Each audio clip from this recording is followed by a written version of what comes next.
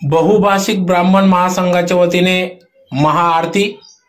याबाबत वृत्त असे की अखिल भारतीय बहुभाषिक ब्राह्मण महासंघाच्या वतीने भगवान परशुराम जयंती साजरी करण्यात आली।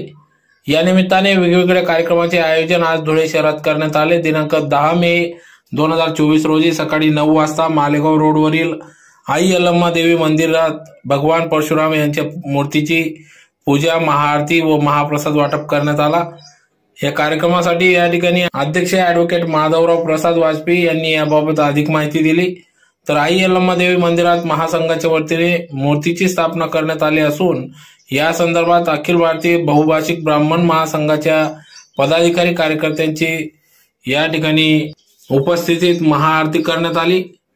तर यावेळेस ॲडव्होकेट माधवराव वाजपेयी, उपेंद्र आरतेकर, राहुल याज्ञिक, माधव बापट, शेखर कुलकर्णी, दीपक खंडेलवाल, गोपाल तिवारी, चंद्रशेखर भट, महेश मोडेसर, दत्तात्रय कुलकर्णी, अनिल दीक्षित, अनिल खंडेलवाल, ओमप्रकाश खंडेलवाल, ॲडव्होकेट रेखा अवस्थी जोशी, ओमप्रकाश जोशी, मनीष तिवारी, विजय पांडे, नंदू ठोंबरे, आनंद कुलकर्णी, शेखर कुलकर्णी, राहुल याज्ञिक, सतीश शुक्ल, देवी प्रसाद मिश्रा, प्रतीक घोलप, पुष्पक जोशी, दिनेश जोशी, मयूर कुलकर्णी, यश जोशी, गौरव कुलकर्णी, प्रवीण जोशी, विजय पांडे, सुरेंद्र त्रिवेदी, विजय तिवारी, विजय पाठक, अमोल त्रिवेदी, सौ पूजा अमोल त्रिवेदी, शरद शुक्ला आदी सर्व पदाधिकाऱ्यांच्या उपस्थितीत सदर या ठिकाणी महाआरती करण्यात आली।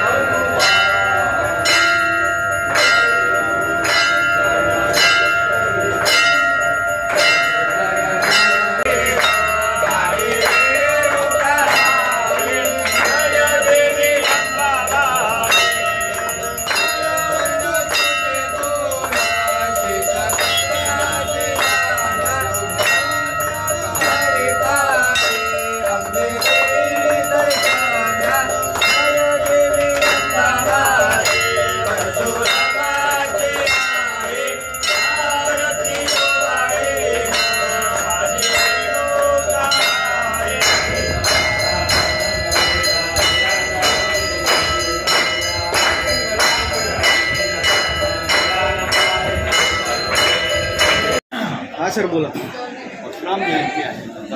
परशुराम एक आदर्श पराक्रमी होते।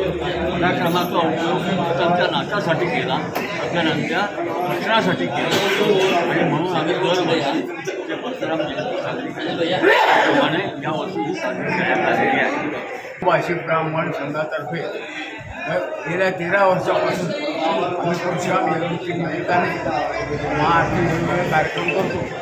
त्या अनुषंगाने आज सकाळी यल्लमादेवी मंदिरात ही परशुरामची मूर्ती आहे ती अखिल भारतीय बहुभाषिक ब्राह्मण संघाने स्थापन केलेली आहे.